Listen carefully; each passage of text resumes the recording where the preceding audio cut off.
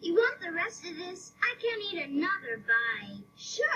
Boy, this is great. It was a terrific idea to have a slumber party. That way, first thing in the morning, we'll be all set to go. We still have one less person on our team than they do. We could really use another girl team.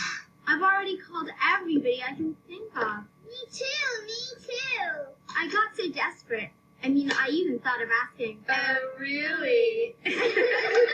Well, yeah, but everybody knows that they do everything together. And we're only allowed one more girl. Me, Mary Beth, not me! You're driving me crazy, Megan.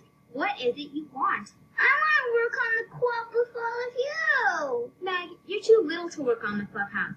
Building the clubhouse is big girl work, and you're still, well, you're still a baby. Well,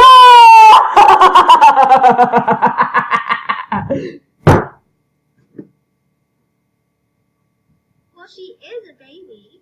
Oh, you're right, Mary Beth. Clubhouse building is big girl work, or better yet, clubhouse building is boys' work. Or as we say in the West, a boy's gotta do what a boy's gotta do.